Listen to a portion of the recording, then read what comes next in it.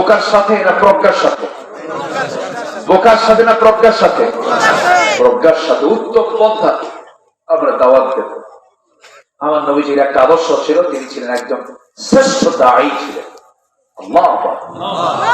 সবচেয়ে বেশি দাওয়াত দিয়েছেন আবু জেহেলকে। সে ভালো মানুষ না? হ্যাঁ, এক নম্বর খাটাস। খাটাস বোঝাচ্ছে? খাটাস বোঝেন? বগুড়ার ভাষা তো এটা। আমরা বগুড়ার সরকারে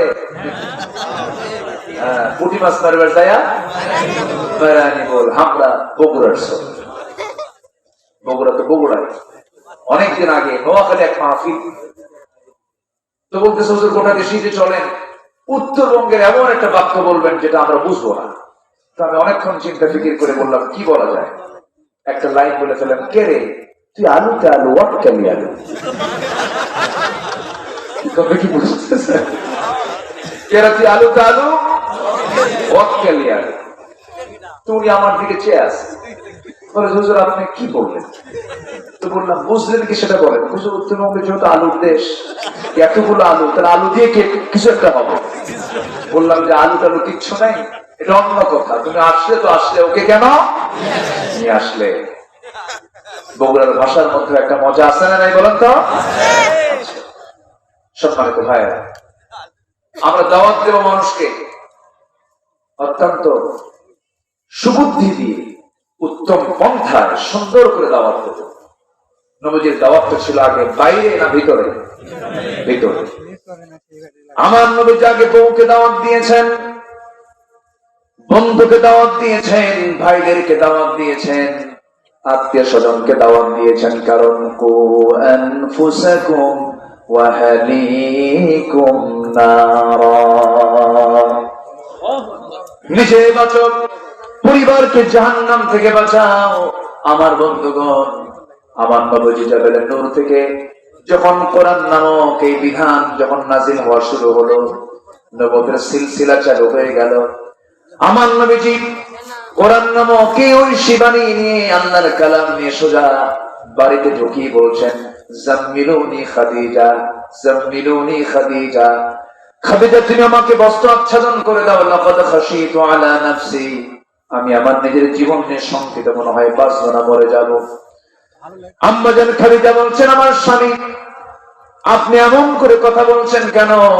পৃথিবীর কোন অপশক্তি নাই যে আপনার ক্ষতি করতে পারে, কারণ আমি তো আপনাকে 14 বছর যাবৎ চিনি, 15 বছর যাবৎ চিনি। যার মুখে একটা মিথ্যা কথা বের হলো না, সেই লোকের কোন ক্ষতি পৃথিবীর কেউ করতে পারে না।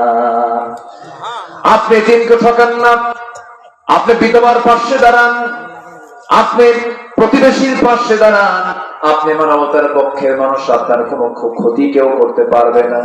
এবারে রাসূল বলেন, খাদিজা তুমি আমাকে অভয় দিচ্ছ, তুমি আমাকে সান্ত্বনা দিচ্ছ, কিন্তু আজকে আমি তোমাকে নতুন করে আমার একটা পরিচয় দেব। কি পরিচয়?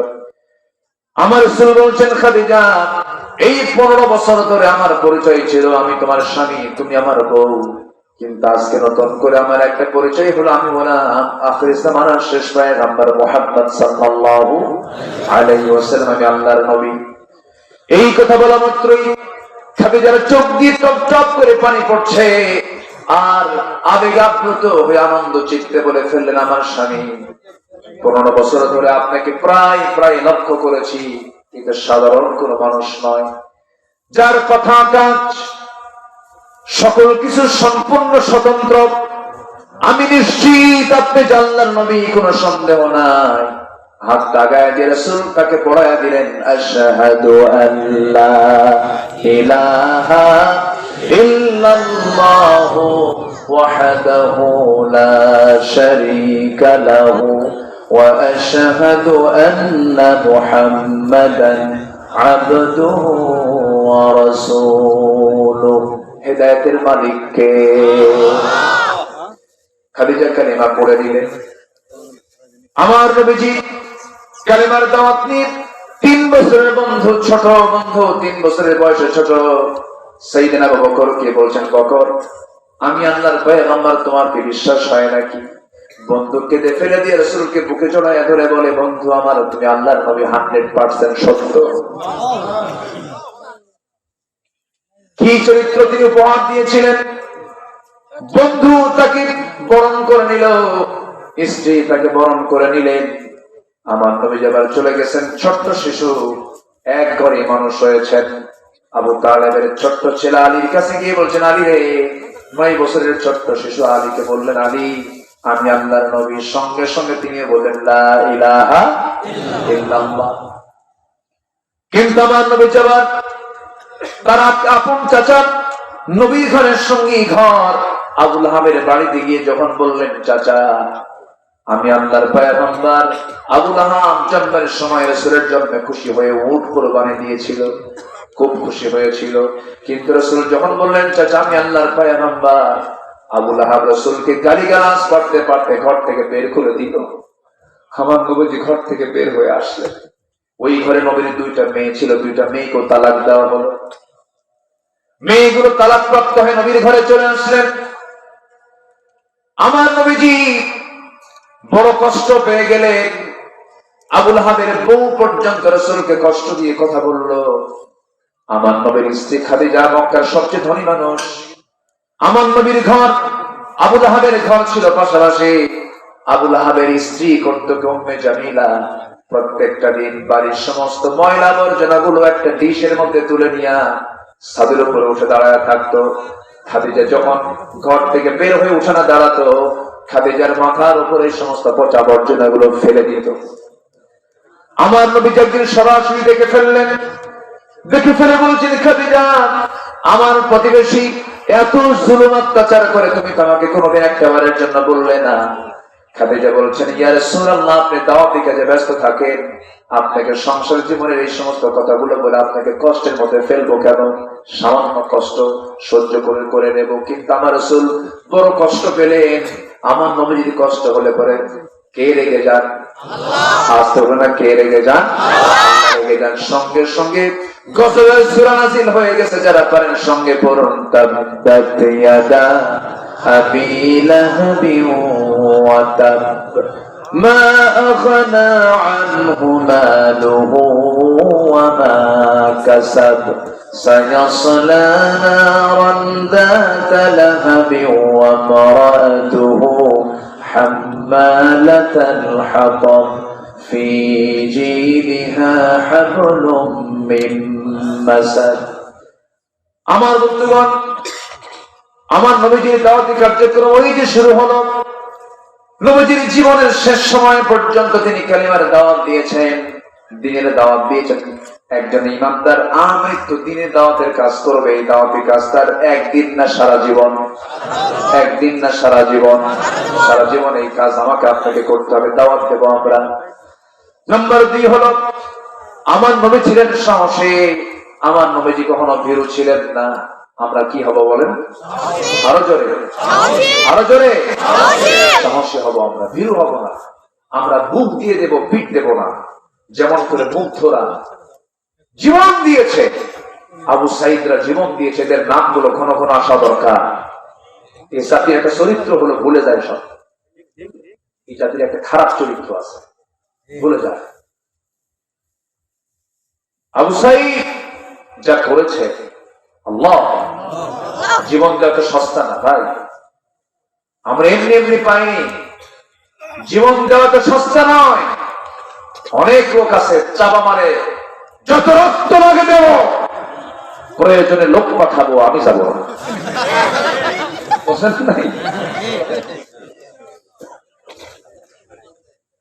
আবু সাইদ হাত কি দেখেন নাই? দেখেন নাই? একদম এরকম শটাপ করে বুক উঁচু করে দেখেছে, কত করে চালাবি চালা, জুলুম দেখতে চাই না। আল্লাহু আকবার। রক্ত ছড়ালে ইতিহাস পাল্টে যায়। আল্লাহু আকবার। ইতিহাস পাল্টে গেছে। সম্মানিত ভাইয়েরা, শহীদ নিজামী, মজিবুর রহমান নিজামী, রাতের বেলা ফাঁসি হবে। একদম আল্লাহওয়ালা মানুষ। মন্ত্রী দায়িত্ব পালন করেছেন 5 বছর।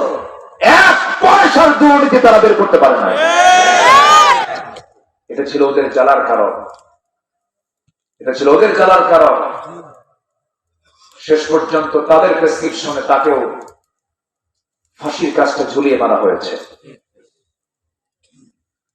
বিকেলবেলা ছেলেরা দেখতে গেছে, পরিবার দেখতে গেছে, রাতে ফাঁসি হবে, শেষ সাক্ষাতের জন্য গেছে। উনি দুধ পান করেছেন, দুধ নিয়ে গেছেন, দুধ খেয়েছেন, নাতিপুতিকে আদর করেছেন, চোখে কোনো পানি নাই, মুখে হাস্যোজ্জ্বল চেহারা। পরশুদিন তার ছেলের সাথে সাথিয়াতে দেখা, যে জানাজা পড়িয়েছে ব্যারিস্টার নাজিবুর রহমান মোমেন, তার সঙ্গে দেখা। তো বলতেছে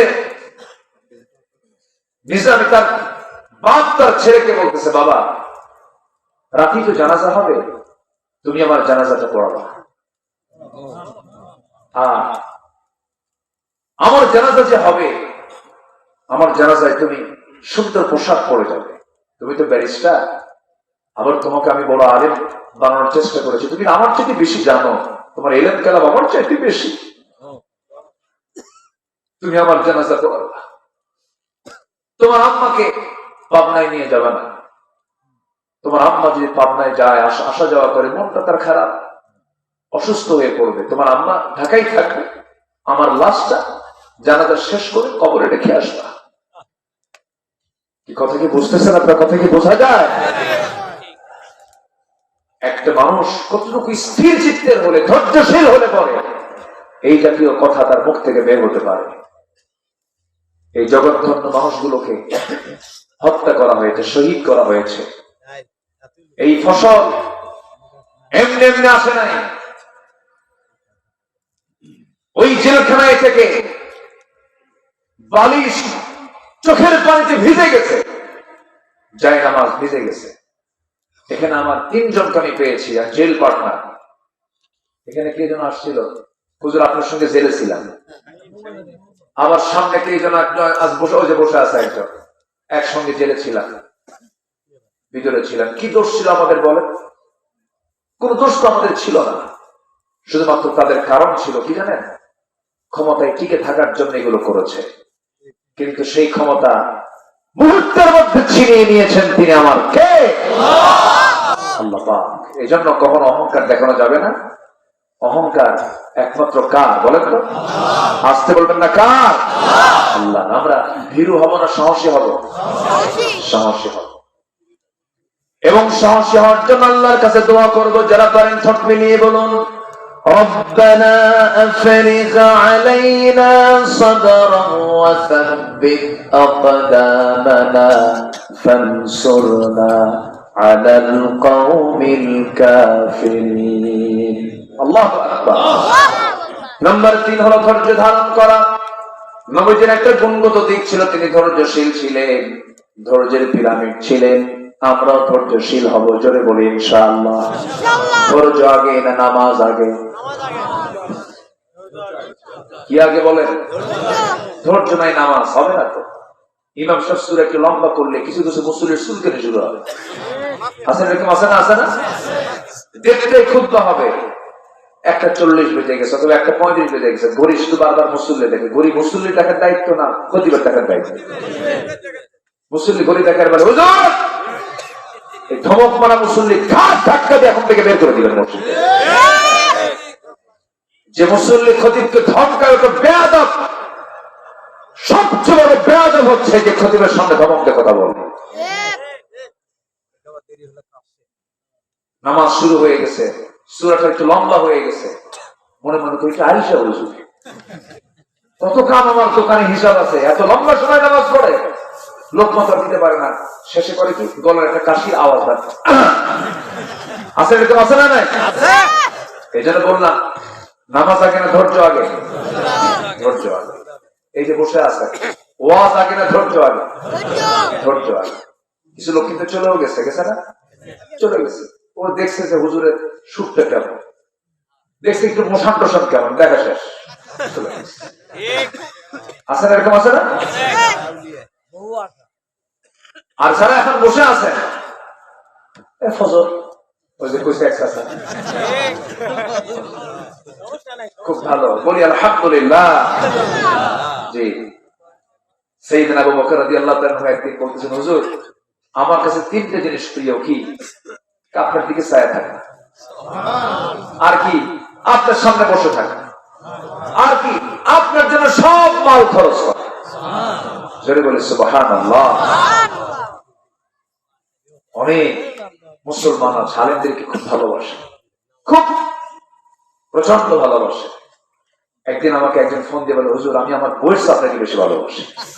বললাম, ভাই এটা তো দরকার, আপনার বউ তো আপনার কাছে, বউয়ের সাথে বেশি ভালোবাসা দরকার। আপনি তাকেও ভালোবাসেন, আপনি আমাকেও মহব্বত করেন, এর চাইতে বেশি ওর চাইতে কম, এটা বউ শুনলে তো রাগারাগি শুরু হবে। এই মহব্বত গুলো আসে কার থেকে? কার থেকে বলেন তো, কার থেকে আসে? আল্লাহর পক্ষ থেকে। আল্লাহ কবুল করুন, জোরে বলি আল্লাহুম্মা আমিন। নাম্বার 4 হলো পরিবারের প্রতি দায়িত্বশীলতা। আমার নবীজি মেয়েগুলোকে বিয়ে দিয়েছেন, বিয়ে দিয়ে আমার দেশের কিছু বাপ আছে মেয়ের বাড়িতে নেই না, আছেন এরকম বাপ? যাই না, মেয়ের কোনো খবরই রাখে না, বরঞ্চ মেয়ের খবর না রাখা মেয়ের সম্পত্তি ছেলের নামে লিখে দেয়। হারামজাদা বুড়া। এরকম কিছু বুড়া আছে না ভাই? হ্যাঁ, বিরাট ব্যাটা গেছে বা সব দিয়ে দিয়েছে, মেয়েগুলোকে ঠকায়। আছে না মেয়েগুলোকে ঠকানো বাবা? আছে না নাই? কিন্তু ছেলেকে দিয়ে লাভ হলো, কেউ তো গাঁজা খায়, ইয়াবা খায়। যদি উপকার করতে পারে বাবার, মেয়েরাই পারে। আসতে কম কেন? মেয়েরা ডিম গুলো বেচে বেচে টাকা জমা করে লুকায় লুকায় বাবার পকেটে দেয়। নিজে দেখেছি, ফুফুদের দেখেছি, আমি ফুফুদের দেখেছি। মেয়ে সন্তান গুলো খুব বরকত। মেয়ে সন্তান যার ঘরে আছে বরকত তার ঘরে আছে, বলি আলহামদুলিল্লাহ। কোন মেয়ে বাপ মার মুখের উপরে কথা বলে না, সে যতই কড়া হোক না কেন, শক্ত হোক না কেন, বাবা মার সামনে খুব নরম হয়ে কথা বলে। ছেলেগুলো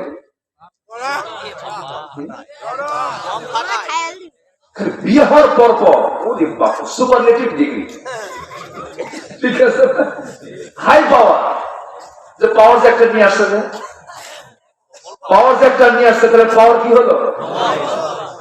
সুপার পাওয়ার দিল ধমক একখান। আচ্ছা বলেন তো, মা বড় না বউ বড়?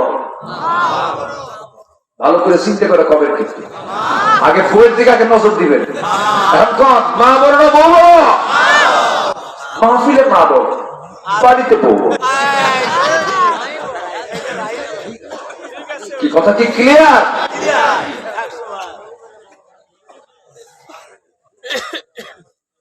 দুঃখ লাগে, মাকে ভাত দেয় না, আছে না? আমি আশ্চর্য হয়ে যাই, এখানে গোলাগুলি কেন? আপনার মা কি খাবার দিতে হবে, আপনাদের হিসাব করেন কেন? আপনি যখন মার দুধ খেয়েছেন, উনি কি হিসাব করে খাওয়াইছেন? এখানে হিসাব করেন। মার কাছে কোনো হিসাব চলবে না, বাবার কাছে কোনো হিসাব চলবে না। يسألونك ماذا ينفقون قل ما أنفقتم من خير فللوالدين والأقربين। আল্লাহু আকবার বলেন। এখানে কোনো হিসাব করবে না। ছেলেরা যারা আছো, বাপ যাদের আছে, হিসাব করা যাবে না। বাপ মা তো বেহিসাবি নেয়ও না।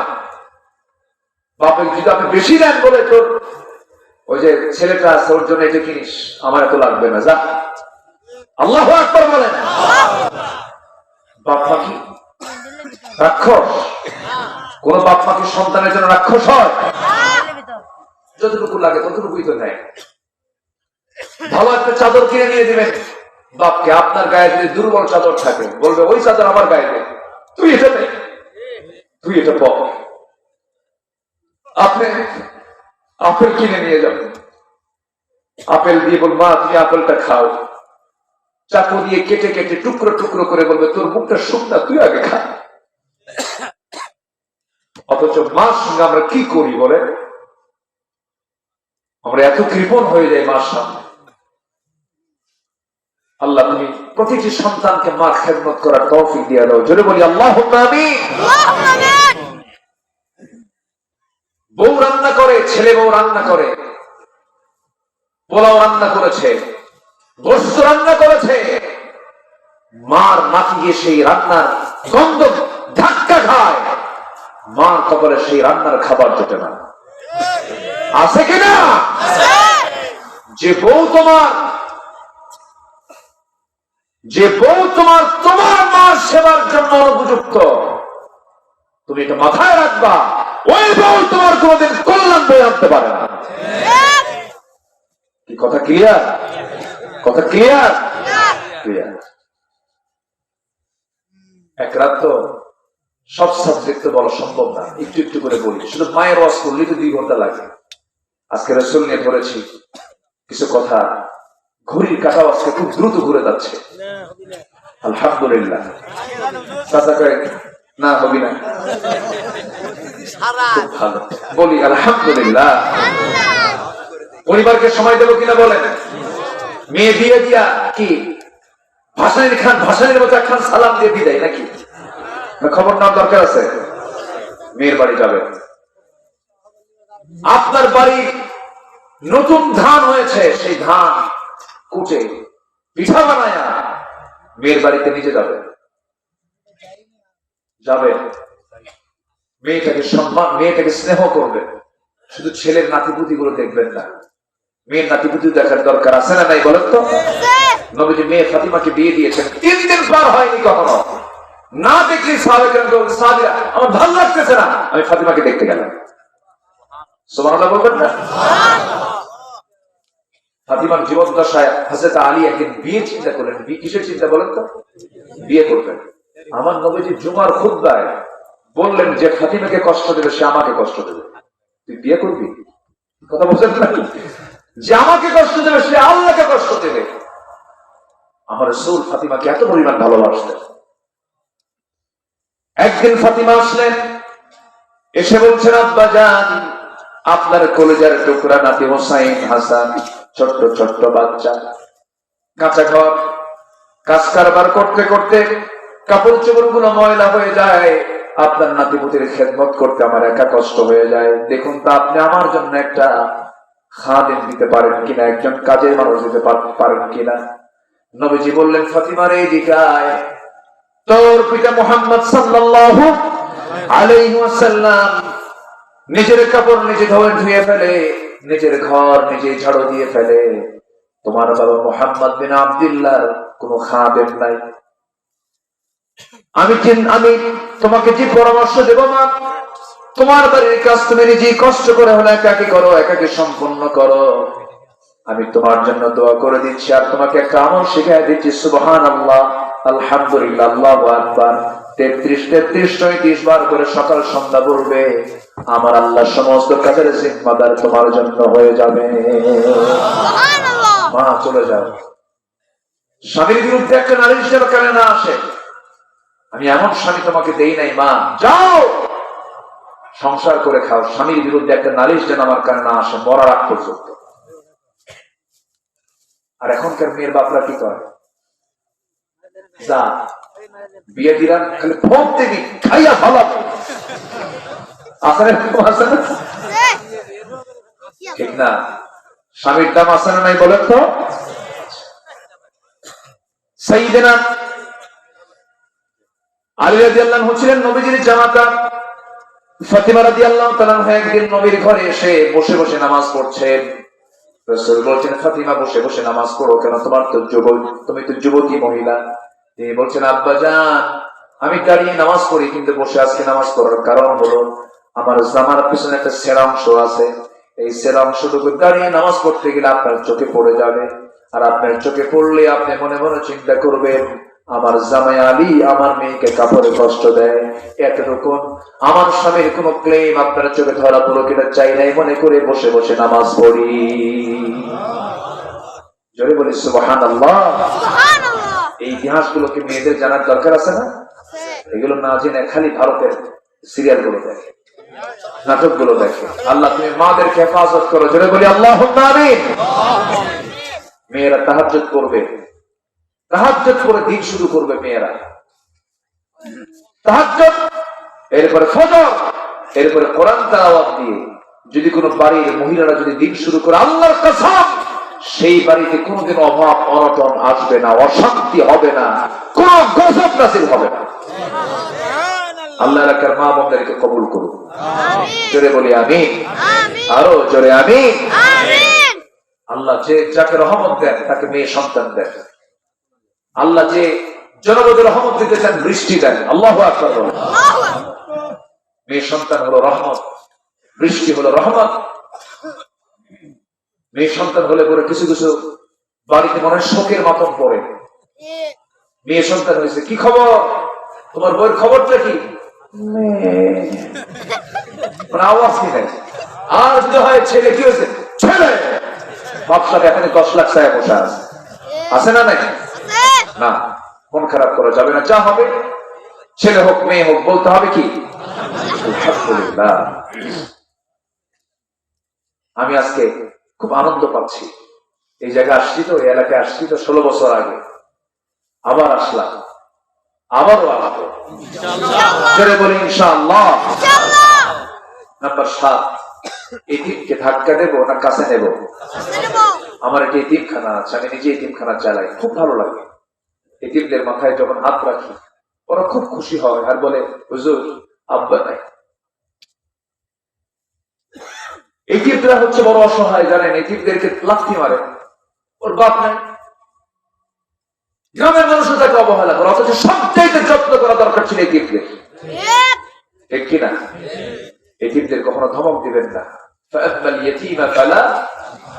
আল্লাহর ওয়ার্ডার এটা। আমরা এতিমকে সম্মান করবো। জোরে বলি ইনশাআল্লাহ।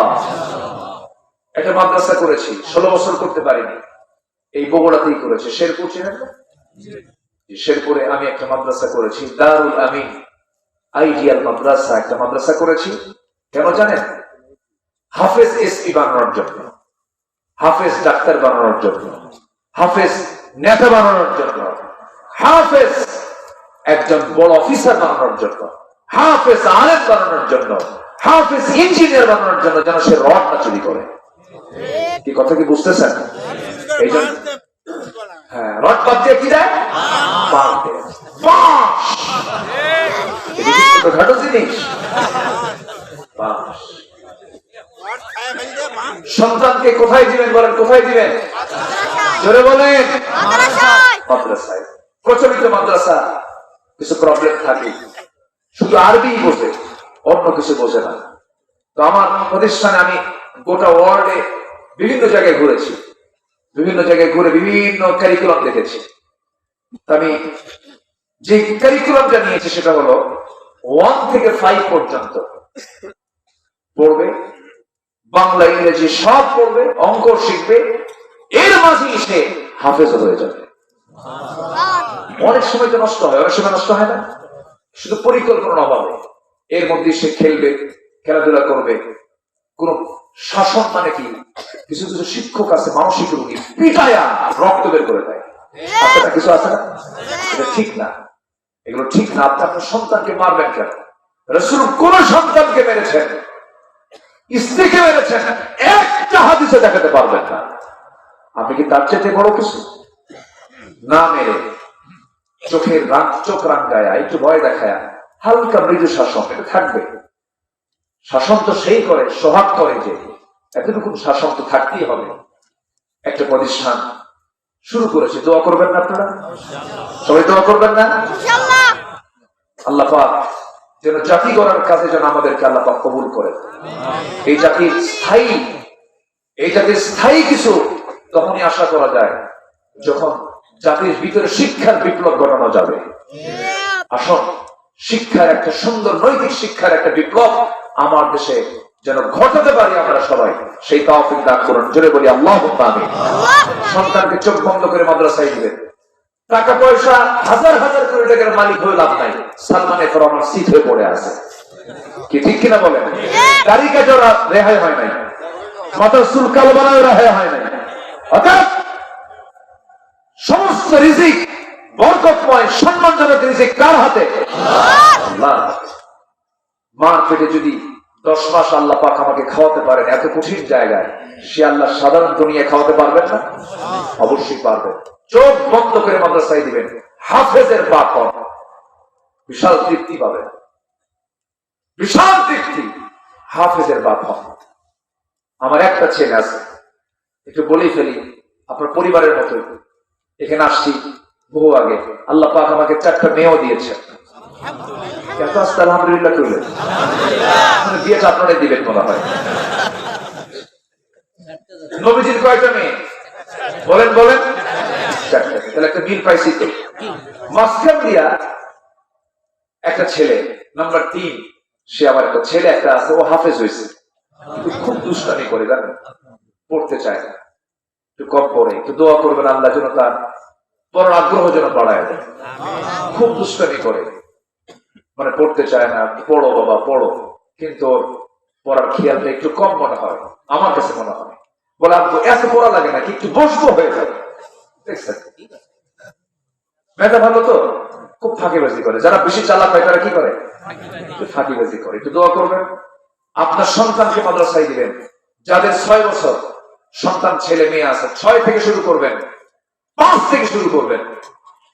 ও যেন 4-5 বছর বয়সে সব শেখার আগে আলিফ বা তা তা জিম হা যেন চেনা যায়।